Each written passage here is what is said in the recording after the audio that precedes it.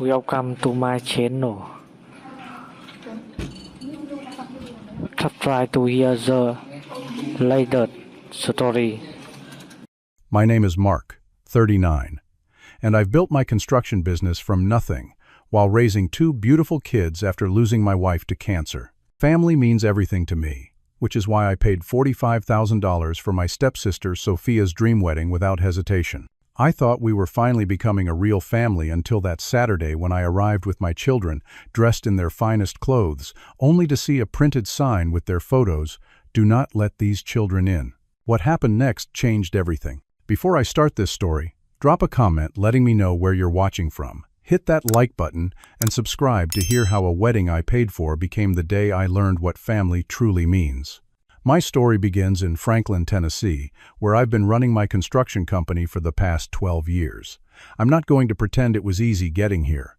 I started as a site worker straight out of college, learning the business from the ground up, saving every penny I could until I had enough to strike out on my own. By 30, I had my own crew and a growing reputation for quality work. But none of that success compares to what I consider my greatest achievement, my family. I met Grace during my sophomore year at University of Tennessee. She was studying education, planning to become an elementary school teacher, while I was struggling through business classes. We met at a mutual friend's party. I spilled my drink on her favorite shoes, and somehow she still agreed to go out with me. That's the kind of person Grace was: forgiving, kind, and able to see the best in people even when they were clumsy idiots like me. We dated for 3 years before getting married in a small ceremony with just our closest friends and family. We couldn't afford anything fancy back then. Our wedding reception was in my parents' backyard with homemade food and a playlist we created ourselves. But it was perfect because it was about our love, not about impressing anyone. 2 years later, our son Ethan was born, followed by our daughter Lily 2 years after that. Grace was an amazing mother, somehow balancing her teaching career with raising our children. She had this natural instinct, always knowing exactly what our kids needed. I worked long hours growing the business, but made sure to be present for dinner and bedtime stories every night I could. Life was good until it wasn't. Grace started having headaches that wouldn't go away. After weeks of her downplaying the symptoms, I finally convinced her to see a doctor. The diagnosis knocked the air from our lungs. Stage 4. Glioblastoma, brain cancer, terminal. The doctors gave her 18 months. She fought for 30. Every day was precious, every moment stored away in my memory like treasure. The kids were only 7 and 5 when she passed away in her sleep, with me holding her hand. Explaining to them that Mommy wasn't coming back was the hardest thing I've ever had to do. The 3 years since Grace's death have been a crash course in single parenting. I've learned to braid Lily's hair, though never as well as Grace did, help with math homework. I barely understand myself, and navigate the complexities of elementary school social politics. There have been many nights when I've sat on the edge of my bed, overwhelmed and exhausted, wondering if I'm doing enough. But then Ethan will leave a handwritten note on my nightstand saying, "You're the best dad," or Lily will fall asleep curled against my chest while I read her a story, and I know that somehow we're making it work. My own parents have been a tremendous help. Mom passed away when I was in college, but Dad has been a constant presence in our lives. That's why when he met Diane at his church group 5 years ago, I was genuinely happy for him. After 20 years alone, he deserved to find love again. Diane seemed nice enough, a widow herself, with one adult daughter, Sophia, who was 32. Initially, Sophia was welcoming toward me and especially kind to my children. She would bring them small gifts, volunteer to babysit occasionally, and seemed genuinely interested in becoming part of their lives. I was grateful for this unexpected blessing and hoped our blended family would provide additional support and love for my kids who had already lost so much. Everything changed when Sophia met James. He came from old money. His family owned a chain of luxury hotels across the Southeast. Nice guy on the surface, but there was always something slightly condescending in the way he spoke about my quaint construction business. Still, I made efforts to get along with him for the family's sake. As their relationship progressed, I noticed subtle shifts in Sophia's behavior. The visits with my children became less frequent. When we did get together for family dinners, she'd spend more time on her phone than engaging with Ethan and Lily. James would make comments about children needing firmer discipline whenever my kids displayed normal, childlike behavior. Still, I brushed these things off as the natural distancing that happens when someone falls in love. When Sophia and James announced their engagement after dating for 18 months, Dad and Diane were thrilled. The wedding planning began immediately, with talk of a lavish ceremony at one of James's family's hotels. The budget numbers being tossed around made my modest wedding to Grace seem like a children's birthday party in comparison. Then came the unexpected call from my father. He sounded uncomfortable, clearing his throat multiple times before finally explaining the situation. Apparently, James's parents had backed out of paying for the venue and catering, citing some business investments that had gone south. Dad and Diane had already committed to paying for the flowers, photographer, and Sophia's dress, but couldn't stretch to cover the venue as well. He wasn't asking directly, but I could hear the question in his voice. "How much are we talking about, Dad?" I asked, already calculating my available credit and savings. $45,000, he replied, his voice small with embarrassment. I won't pretend that number didn't make me flinch. That was college fund money, home repair money, security for my children money. But I also remembered how Dad had helped me start my business, how he'd stepped up to help with the kids after Grace died, how he never asked for anything for himself. "I'll take care of it," I said, making what I thought was an investment in family harmony. "Consider it my gift to Sophia and James." The gratitude from everyone was overwhelming. Dad hugged me tightly, Diane cried and called me the son she never had, and Sophia promised she would never forget this generosity. Even James seemed genuinely moved, insisting that I be involved in the venue selection since I was now footing the bill. Looking back, I can see all the warning signs I missed in the months that followed. But at the time, I truly believed I was helping to unite our families, creating stronger bonds that would ultimately benefit my children as well. How wrong I was. The wedding planning started pleasantly enough. As the primary financial contributor to the venue and catering, I was invited to several of the initial meetings. Sophia seemed appreciative of my input, especially when I suggested a local farm-to-table catering company that had done several events for my business clients. My construction experience even came in handy when discussing the logistics of setting up the outdoor ceremony space. I brought Ethan and Lily to one of these early planning sessions, thinking it might help them feel included in our expanding family. They sat quietly drawing pictures while the adults talked, occasionally looking up with interest when topics like cake flavors were discussed. At the end of the meeting, Lily approached Sophia with a carefully folded piece of paper. "I drew you as a princess bride," she said shyly, handing over her artwork. Sophia glanced at the drawing and replied with a tight smile. "That's nice, sweetie. James, can you put this in the car for me?" She handed off the picture without really looking at it. Lily's face fell slightly, but she recovered quickly when I suggested ice cream on the way home. A week later, during a family dinner at my father's house, Sophia announced that the wedding party had been finalized. She detailed the roles of James's sisters as bridesmaids, his college friends as groomsmen, and his niece and nephew as flower girl and ring bearer. "I thought maybe Lily could be a flower girl too," I suggested carefully. "She's been practicing sprinkling petals in the backyard." Sophia exchanged a quick glance with James before responding, "Oh, we've already ordered just one flower girl dress."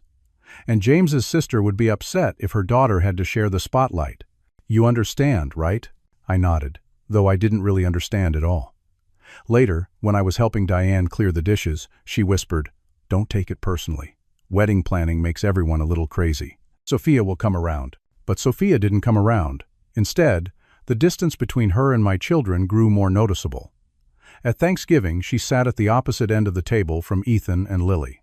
During Christmas gift exchanges, my kids received generic store-bought toys, while James's niece and nephew were given personalized, thoughtfully selected presents. One Sunday afternoon, I dropped by Dad and Diane's house unannounced, hoping to pick up a power tool I'd loaned my father. Sophia and James were there with his parents, Thomas and Catherine. I overheard Catherine's voice drifting from the dining room as I approached. "Just concerned about how it will look in the wedding photos," she was saying. "Children of broken homes often have behavioral issues. No offense to Mark, but single fathers simply can't provide the same stability." "Ethan and Lily are actually very well behaved," my father interjected, his voice uncharacteristically firm. "I'm sure they're doing their best, Thomas replied condescendingly. "But a sophisticated wedding like this requires a certain atmosphere. Perhaps they could just attend the ceremony and then have a babysitter for the reception?" I chose that moment to make my presence known, walking into the dining room with forced casualness. The guilty expressions told me everything I needed to know. Even Sophia had the grace to look embarrassed, though James seemed unfazed. "Mark." "We didn't hear you come in," Diane said, her voice overly bright. "Just grabbing my drill," I replied evenly. "Don't let me interrupt your wedding planning." Later that evening, I called Sophia directly, wanting to address the situation head-on. "I need to know if my children are welcome at your wedding," I said after exchanging brief pleasantries. "Of course they are," she replied quickly. "James's parents are just old-fashioned. They don't mean anything by it. They're good kids, Sophia. They know how to behave at formal events. We've been practicing proper table manners and everything." I know. Don't worry about what Thomas and Catherine say. They're paying for the honeymoon, so we have to humor them a bit, but ultimately, it's our wedding." I wanted to believe her, but something in her tone rang false. Still, I chose to take her at her word and continued to prepare my children for the big day. As the wedding date approached, Sophia became increasingly absorbed in her new social circle, James's family, friends, most of whom were wealthy business owners or professionals. When she did attend family gatherings, she spent most of her time showing off her enormous engagement ring or discussing the exotic honeymoon James's parents had arranged. My children became background characters in these settings, despite my efforts to involve them in conversations. One afternoon, about 3 weeks before the wedding, Dad called to ask if I'd received the final details packet from the wedding planner. "It just arrived yesterday," I confirmed. "Haven't had a chance to look through it yet." "Well, when you do, check the seating chart." Diane noticed that Ethan and Lily don't seem to be assigned seats. My stomach tightened. That evening, after the kids were in bed, I spread out the elaborate folder on my kitchen table. Sure enough, the detailed seating chart for the reception showed place cards for me, for Dad and Diane, for seemingly every distant relative and business associate, but no spots for my children. I called Sophia immediately. "There must be a mistake with the seating arrangements," I said when she answered. "What do you mean?" She sounded distracted. "Ethan and Lily aren't on the chart." A pause. "Oh, that must have been an oversight by the wedding planner. I'll have her fix it right away." "So they're definitely invited? Because if there's been a change in plans, I need to know now." "Mark, please," Sophia said, her voice taking on a wounded tone. "They're my niece and nephew. Of course they're invited. I've just been so overwhelmed with details that something must have slipped through the cracks. I'll handle it first thing tomorrow." I chose to believe her. Maybe I wanted to believe her. After all, I had invested not only significant money but also emotional energy into this wedding. I wanted it to represent the merging of our families, a new beginning for all of us. The following weekend, I took Ethan and Lily shopping for their wedding outfits. Ethan tried on 5 different dress shirts before finding one he didn't declare too scratchy, while Lily twirled in front of the mirror in a pale blue dress with a satin sash. They were genuinely excited, peppering me with questions about the wedding. "Will there be cake?" Ethan asked. "Of course there will be cake. It's a wedding," Lily answered before I could, rolling her eyes in that way unique to little sisters. "Will we get to dance?" Lily wanted to know. "Absolutely," I promised. "I'll even let you stand on my shoes like Mom taught you." For the first time in a long while, I felt hopeful. Maybe this wedding would be a turning point for our blended family. The kids and I practiced proper table manners at dinner each night that week. We reviewed indoor voices, how to eat with the correct silverware, and the importance of staying seated during speeches. They took it surprisingly seriously. Ethan even creating a manners checklist that he proudly displayed on our refrigerator. "Aunt Sophia is going to be so impressed with how grown-up we are," Lily declared confidently. If only I had known what was waiting for us at that wedding venue. The morning of the wedding dawned bright and clear, one of those perfect early autumn days that Tennessee does so well. Sunlight streamed through the windows as I helped Ethan with his tie a clip-on, but we were practicing with a real one for when he was older. "Does this not look right, Dad?" he asked, his face scrunched in concentration as his small fingers fumbled with the silk. "Looking sharp, buddy," I assured him, gently adjusting the tie. "You're going to be the most handsome guy there after the groom." "And maybe Grandpa," Ethan added loyally. Lily emerged from her room in her new dress, having attempted to style her own hair. The result was a slightly lopsided ponytail with several escaped strands, but her proud smile was so bright I didn't have the heart to fix it immediately.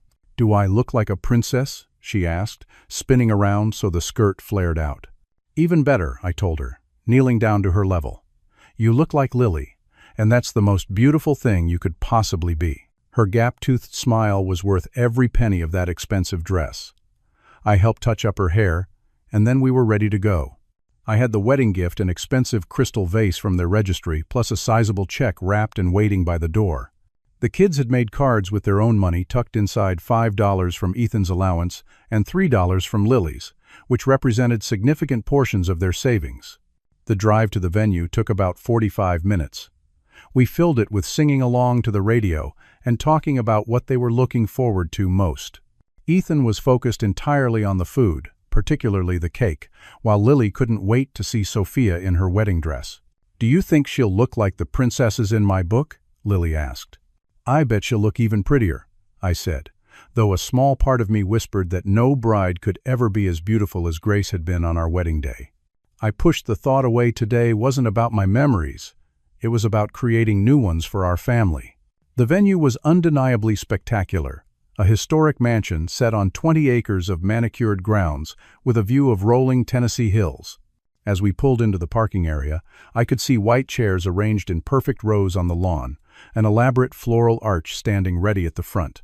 Everything looked exactly like the photos Sophia had shown me when we first booked the place.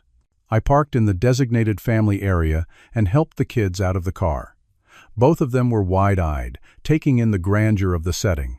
Lily clutched her handmade card while Ethan carefully carried the wrapped vase, since I was managing the garment bag with my suit jacket inside.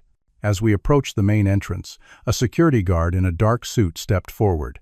He was wearing an earpiece and carrying a clipboard, looking more appropriate for a presidential visit than a wedding. "Good afternoon, sir. May I have your names?" he asked professionally. "Mark Watson," I replied, slightly confused by the formality. "I'm the bride's stepbrother. These are my children, Ethan and Lily." The guard scanned his clipboard, frowning slightly. "Mr. Watson, yes. However," he hesitated, glancing at the children. "If you'll follow me, please." Family is entering through the east portico. This struck me as odd, since the main entrance was directly ahead with guests already streaming through, but I complied, ushering the kids along the flagstone path that curved around the side of the mansion. As we turned the corner, the guard stopped and spoke quietly into his wrist microphone. A moment later, another security person appeared from a side door.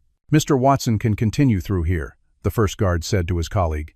Then, looking uncomfortable, he turned to me. "Sir, I need to inform you that there's an adults-only policy for the reception area. We have a designated area for any children who arrived unexpectedly." "What are you talking about?" I asked, confusion quickly turning to concern. "These are family members, not random children. They're specifically invited." The second guard, a woman with a sympathetic expression, hesitated before pointing to a printed sign posted beside the door. My blood ran cold as I read it. Notice: this is an adults-only event. The following children are not permitted on the premises. Below the text were school photos of Ethan and Lily, pictures that had been taken from my father's mantel. "There must be some mistake," I said, my voice sounding strange even to my own ears. "I'm Mark Watson. I paid for this venue." "I'm very sorry, sir," the female guard said, genuinely appearing uncomfortable. "We were given strict instructions. The bride personally confirmed this policy this morning." "Daddy?" Lily tugged at my hand, her voice small. "Why is our picture on that sign?" I needed to shield them from this rejection while figuring out what was happening. "Wait here with the nice security lady for just a minute," I told them, trying to keep my voice steady. "I need to talk to Aunt Sophia. There's been a mix-up." The first guard escorted me through the side entrance and down a hallway to a room where a staff member stood outside. "The bride is preparing inside," he explained. "I'll let her know you need to speak with her." 2 excruciating minutes later, Sophia emerged. She looked stunning in her wedding gown, hair and makeup flawless, but her expression hardened when she saw me. "Mark, you're early." Her tone was cool, businesslike. "What's going on, Sophia?" "There's a sign outside with my kids' pictures saying they're not allowed in." She sighed. glancing at her diamond-encrusted watch. I thought the planner would have called you. We decided on an adults-only reception. It's more sophisticated that way. Adults only? Since when? And why wasn't I informed? We've been preparing for this for weeks. I bought them special clothes. They're so excited. Catherine and Thomas felt it would be better this way, she interrupted. You know how children can be disruptive. The hotel recommended having a clear policy. The irony wasn't lost on me. This was a venue I had paid for, being used to exclude my own children. Sophia, I contributed $45,000 to this wedding. My kids were supposed to be part of this family celebration. Her expression didn't soften. And we appreciate your contribution, Mark. But this is our special day, and we've made our decision. James's parents were very clear about the atmosphere they expect. So what am I supposed to do with my children? I asked, struggling to keep my voice down. There's a sitting room near the kitchen where the staff can keep an eye on them during the ceremony and reception, she said dismissively. Or you could call a sitter. Or... She paused, examining her manicure. You could just attend without them. In that moment, something crystallized within me. This wasn't a misunderstanding or oversight. This was a deliberate exclusion of my children, the most important people in my world. That's not happening, I said quietly. If my children aren't welcome, then neither am I. Don't be dramatic, Mark. It's just for a few hours. Surely you can arrange something. The only thing I'm arranging is our departure. I hope you have a beautiful day, Sophia. I truly do. But we won't be part of it. Her eyes widened slightly clearly. She hadn't expected me to actually leave. You're seriously going to walk out on your stepsister's wedding? Over this? Dad will be so disappointed. I think he'd be more disappointed to learn how his grandchildren are being treated, I replied, already backing toward the door. Goodbye, Sophia. As I walked back outside, I could hear her calling after me, her voice rising with indignation. But I didn't turn around. My focus now was entirely on protecting my children from the pain of this rejection. The female security guard was showing Ethan and Lily a butterfly that had landed on a nearby flower when I returned. Their innocent faces looked up at me expectantly. Is everything fixed, Daddy? Lily asked. I knelt down to their level, taking one small hand in each of mine. There's been a change of plans, guys. The wedding is going to be very boring with lots of grown-up talking and no fun at all. So I thought maybe we could have our own special day instead. But what about the cake? Ethan asked, predictably focused on what mattered most to him. We'll get an even better cake, I promised. One we don't have to share with anyone else. They looked disappointed but not devastated, a small mercy. As we walked back to the car, I could feel the stares of arriving guests, could hear the whispers starting. Let them talk. My priority was getting my children away from this place before they realized the truth that they had been singled out, rejected, deemed unworthy of celebrating with their own family. As I helped them into the car, I caught sight of my father and Diane arriving in the parking lot. For a moment, I considered approaching them, explaining what had happened. But that would only create a scene, force them to choose sides on what should have been a joyful day. Instead, I sent a brief text once we were on the road. Couldn't stay. We'll explain later. Love you. Then I turned my attention to salvaging the day for two disappointed children who had done nothing to deserve this treatment. Who wants ice cream for lunch? I asked, forcing cheerfulness into my voice. Their enthusiastic cheers didn't quite drown out the sound of my heart breaking for them. But it was a start. The artisanal ice cream shop in downtown Franklin became our refuge that afternoon. I watched as Ethan methodically worked his way through a massive sundae, while Lily alternated between her strawberry cone and drawing patterns in the condensation on her water glass.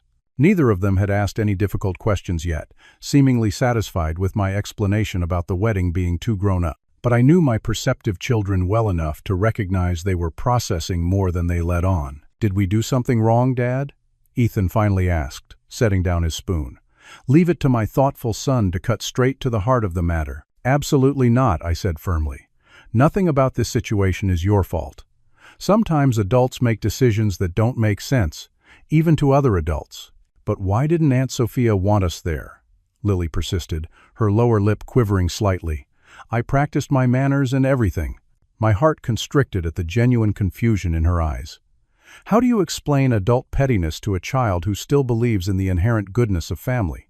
Aunt Sophia is very focused on making her special day perfect, I explained carefully. Sometimes when people are planning big events, they forget what's really important. Like family?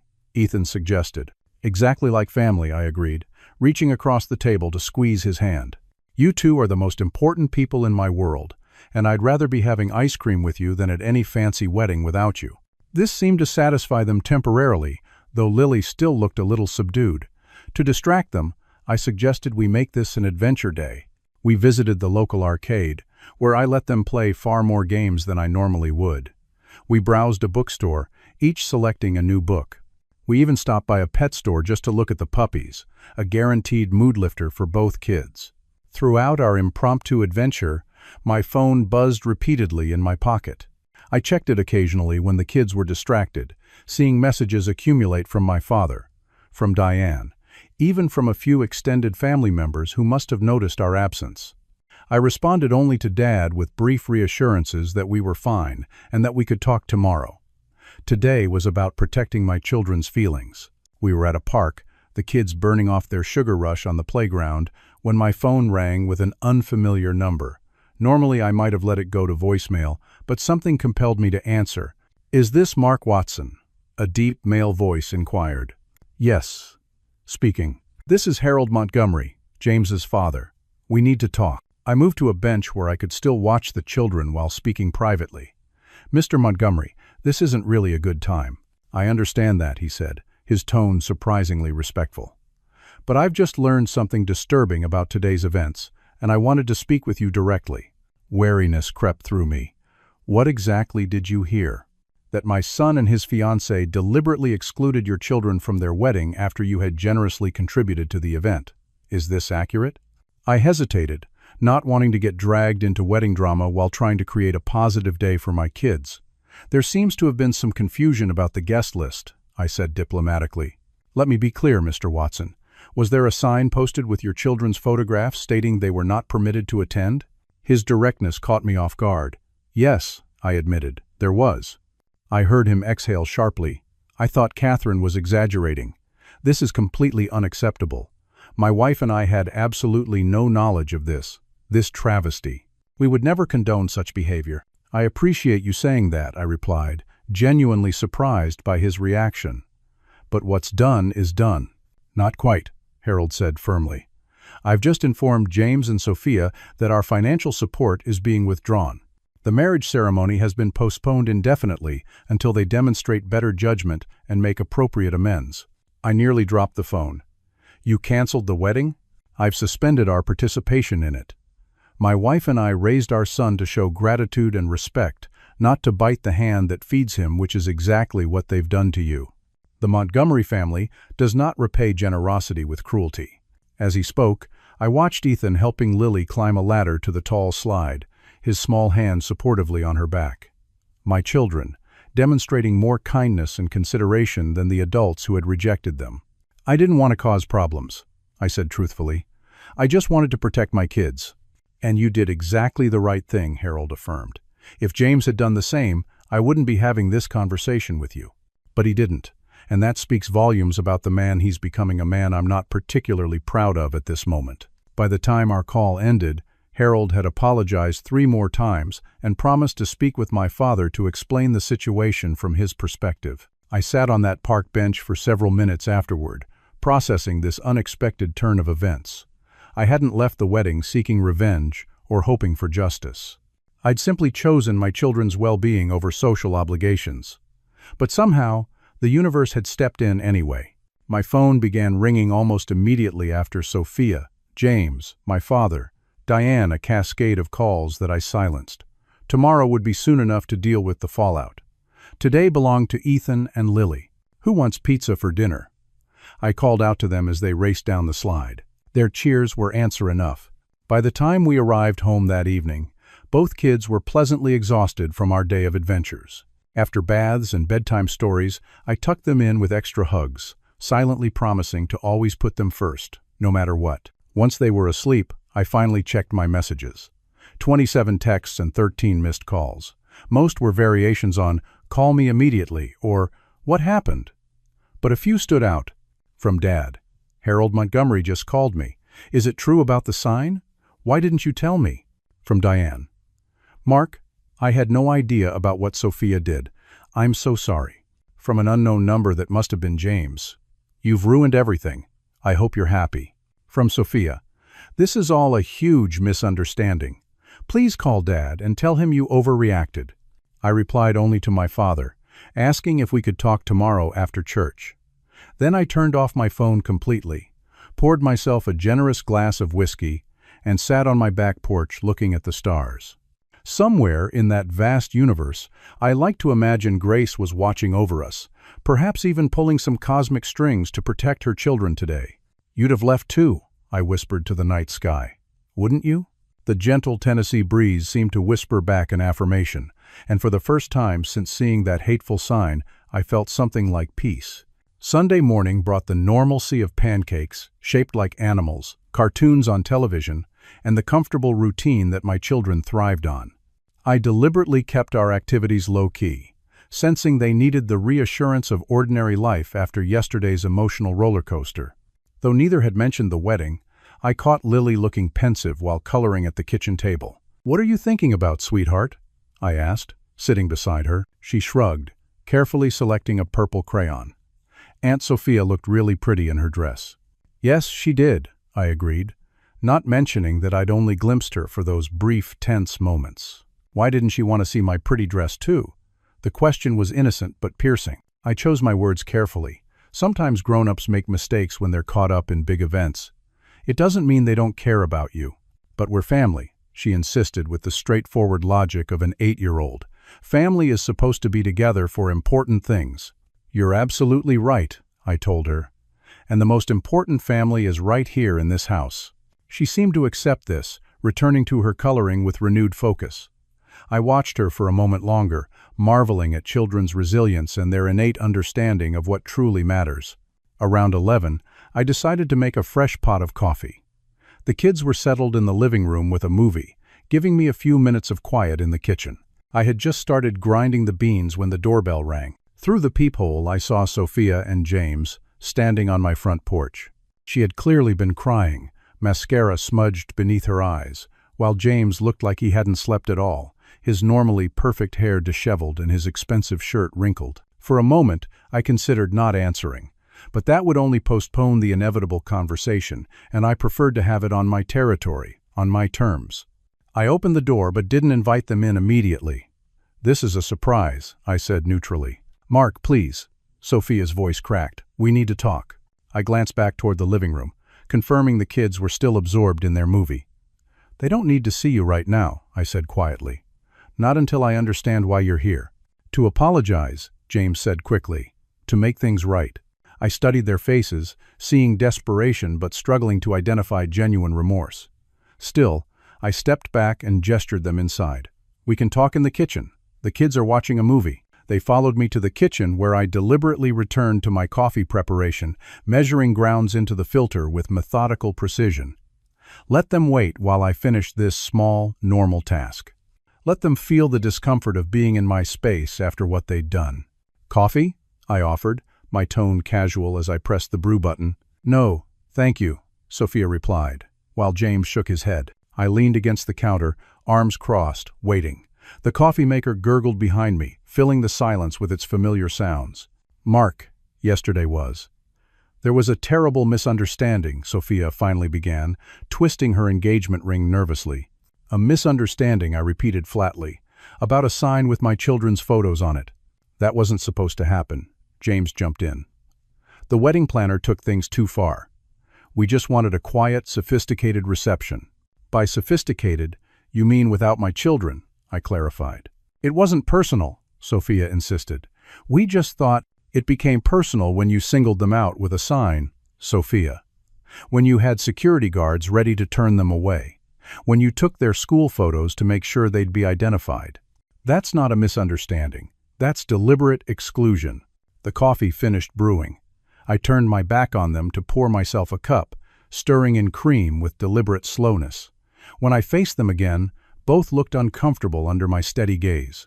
"What exactly do you want from me?" I asked directly. They exchanged glances before James spoke.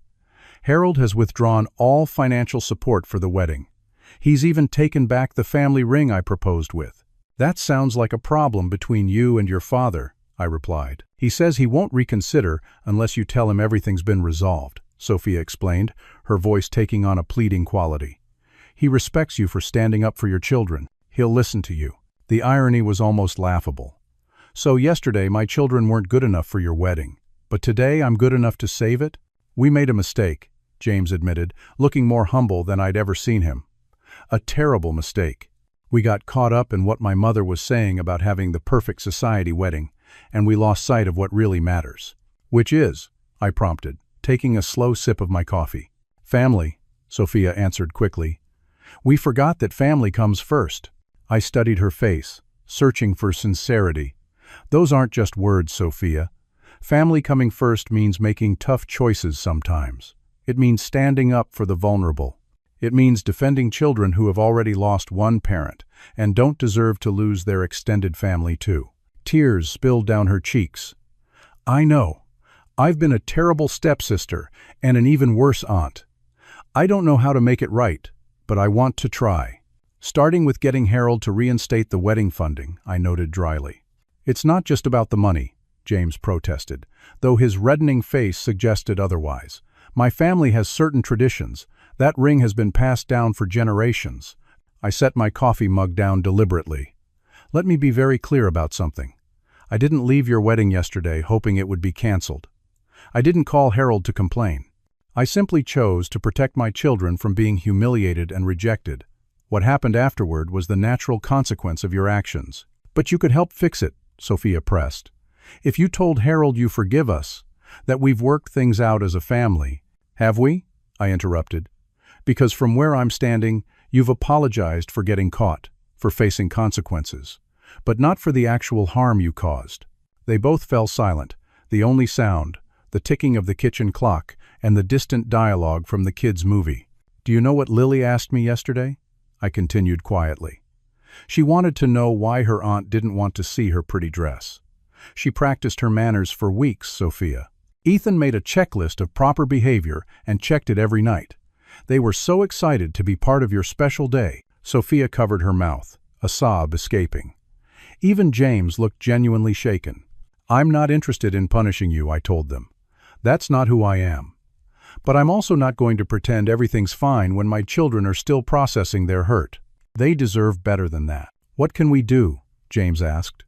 And for the first time I heard what sounded like genuine regret in his voice. Start by being honest with yourselves, with Harold, with everyone. Stop blaming the wedding planner or miscommunication. Own your decisions and their consequences. Then, if you still want to get married, do it because you love each other, not because you're chasing some perfect society wedding. And the children? Sophia asked softly. How do we make it right with them? That will take time, I answered honestly. They're forgiving by nature, but their trust has been damaged. You'll need to show them, not just tell them that they matter to you. Before either could respond, Ethan appeared in the kitchen doorway, his eyes widening at the sight of our visitors. Aunt Sophia? Mr. James? An uncomfortable silence fell over the room. This was exactly what I'd hoped to avoid. Hi, buddy, I said calmly. Aunt Sophia and Mr. James just stopped by to talk about some grown-up stuff. Ethan looked between us with the perceptiveness that sometimes startled me. Is it about yesterday? About why we couldn't go to the wedding? Sophia stepped forward hesitantly. Yes, Ethan. We came to say we're very sorry about what happened. It's okay, he said with a small shrug. Dad took us for ice cream instead, and arcade games. It was pretty fun.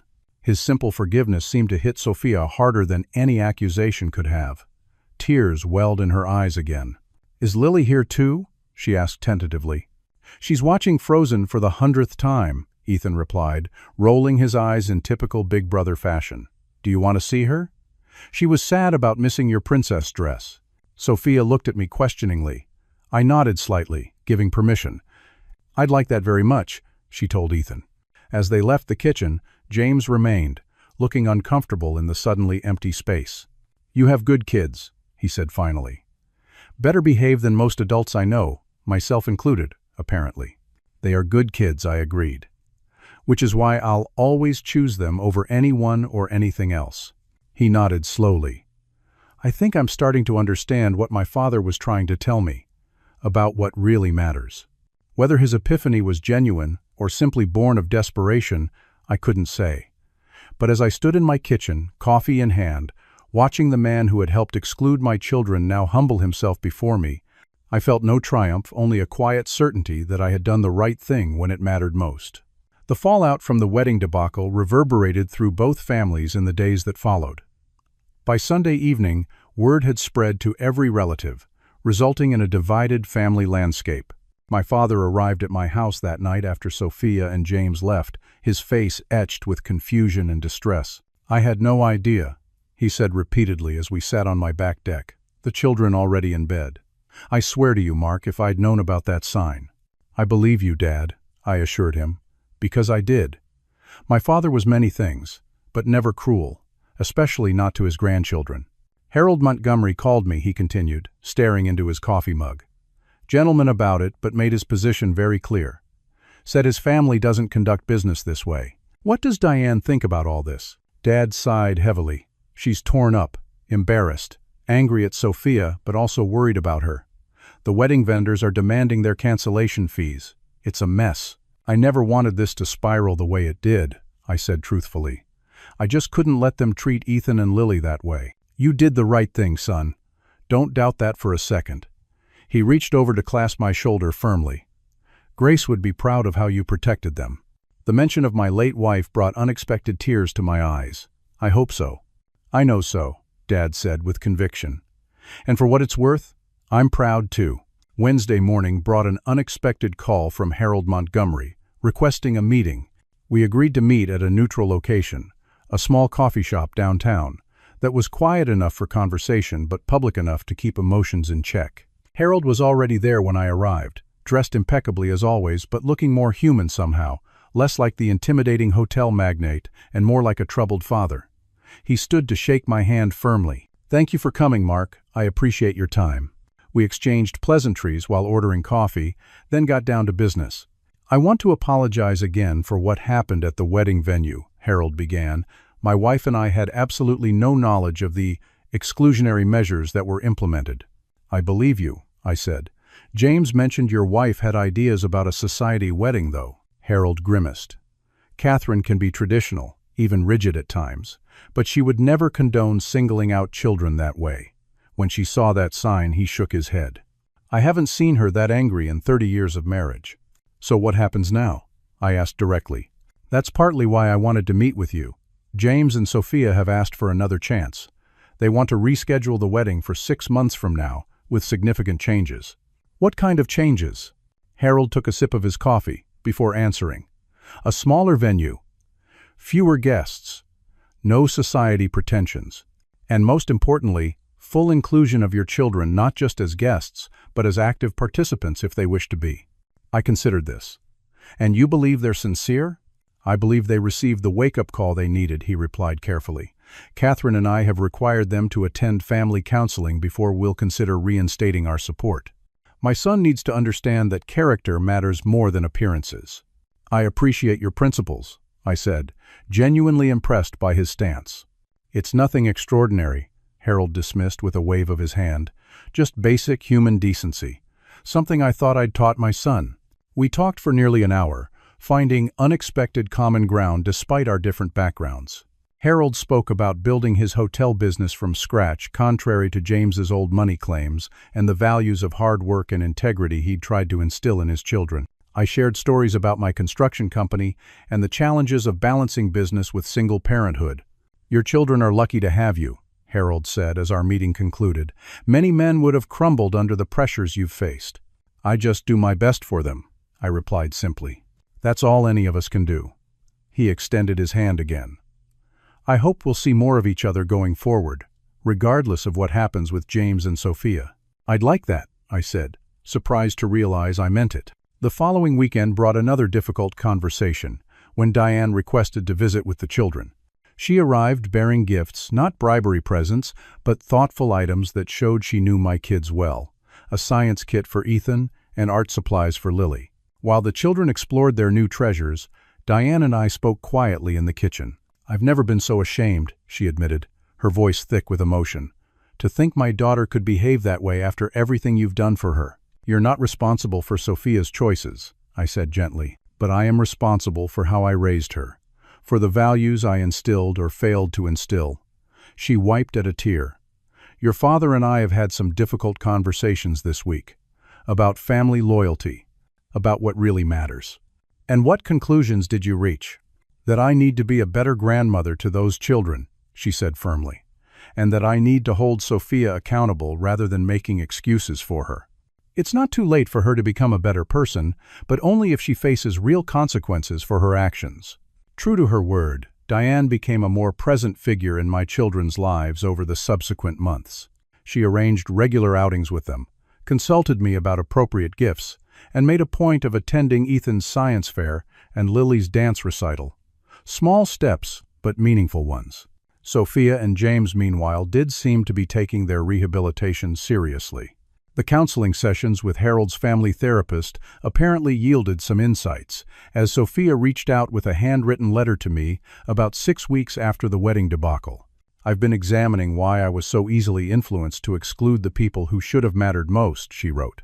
I think I was so desperate to belong in James's world that I was willing to sacrifice my own values and family connections.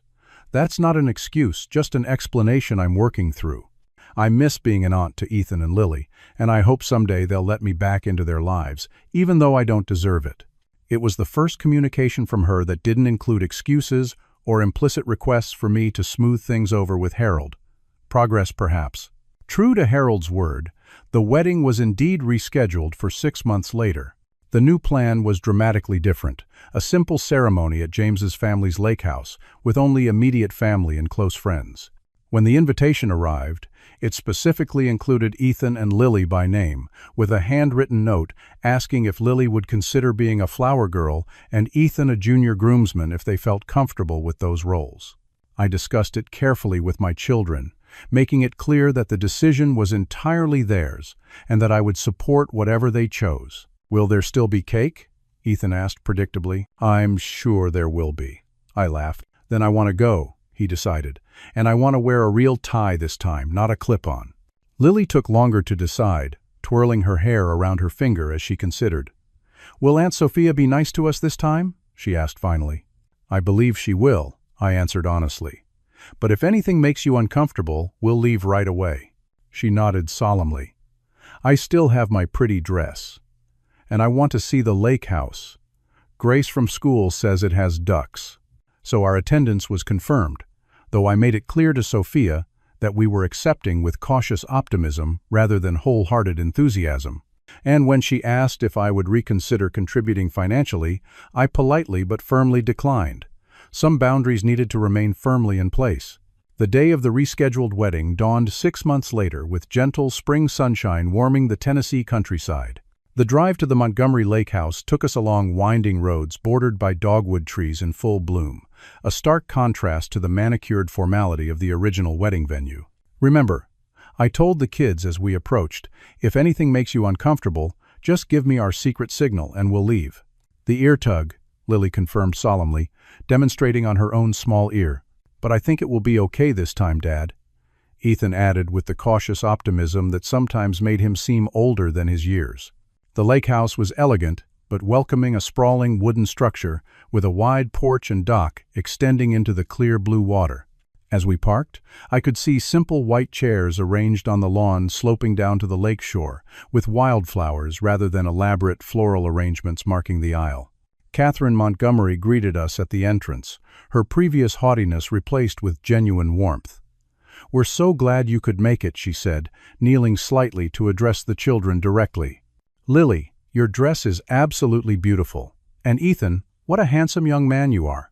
My children, always quick to forgive, beamed at the praise. A wedding coordinator appeared to escort Lily to join the bride and Ethan to wait with the groomsmen. I watched them go with a mixture of pride and protective concern. They'll be fine, Harold assured me, appearing at my side.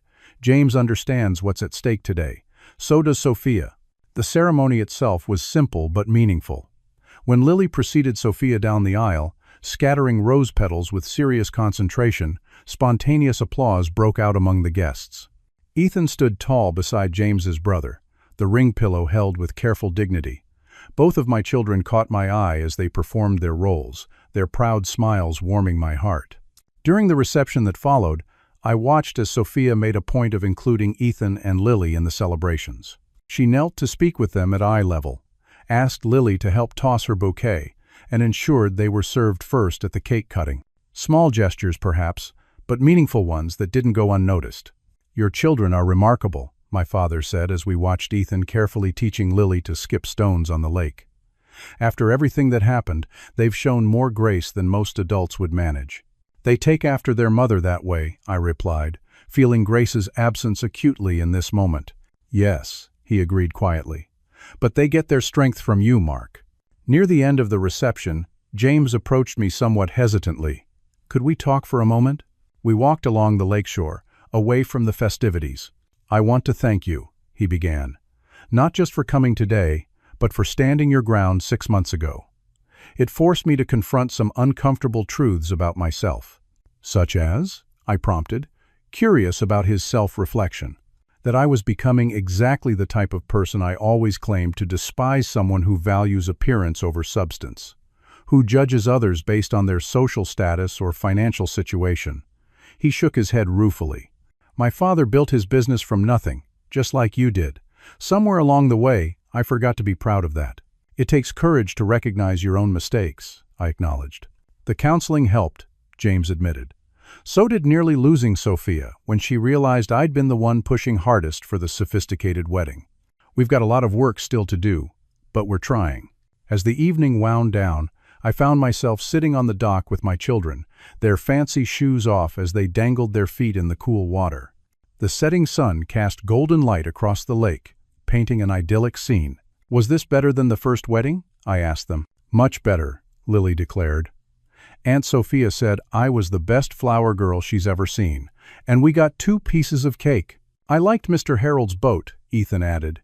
"He said maybe he could take us fishing sometime." Their simple joy in being included, in being valued, reminded me of how little children actually need to feel secure. Not expensive venues or elaborate ceremonies, just the knowledge that they belong, that they matter. The months following the wedding brought gradual healing to our fractured family.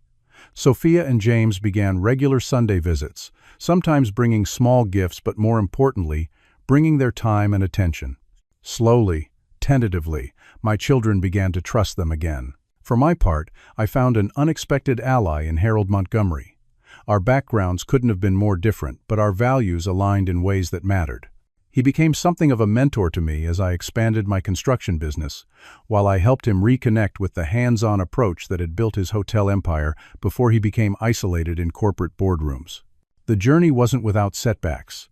There were still moments when Sophia's privileged perspective clashed with my more grounded approach to parenting. There were family gatherings where old tensions threatened to resurface.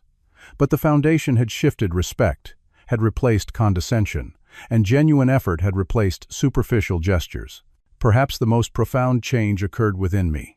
The wedding incident had forced me to define what family truly meant, to recognize that blood connections aren't enough without the bonds of respect and consideration that give those connections meaning. I became more deliberate about cultivating relationships that nourished my children's sense of belonging, while establishing firm boundaries with those who didn't. I also found myself reaching out to Grace's family more frequently, strengthening connections that had somewhat faded after her death. Her parents and siblings had always loved Ethan and Lily, but geographical distance and the pain of shared grief had created some space between us. Now, recognizing the value of people who loved my children unconditionally, I made efforts to bridge that distance. One evening, nearly a year after the original wedding disaster, I sat on my back porch watching fireflies dance across the yard. Ethan and Lily were inside, engaged in their bedtime routine with Grace's sister Kate, who was visiting for the weekend. Their laughter drifted through the open windows, a sound that never failed to center me. I thought about the journey we'd traveled from that moment of shock and pain at the wedding venue to this peaceful evening surrounded by genuine family connection. The road hadn't been easy, but it had led us somewhere worthwhile. Family, I had learned, isn't defined by obligation or even by blood. It's defined by respect, by considerate actions, by the willingness to put others' needs before your own comfort or convenience. It's showing up when it matters, and standing firm when principles are at stake. My children were learning these lessons too, in their own way. They'd seen that it's possible to maintain dignity without seeking revenge, to forgive without forgetting the importance of boundaries. They'd experienced the difference between superficial inclusion and genuine belonging. As I watched the stars emerge in the darkening sky, I found myself whispering a truth I'd come to understand deeply. The family you create through love and respect will always be stronger than the family you're given by circumstance. And that, perhaps, was the most valuable wedding gift of all.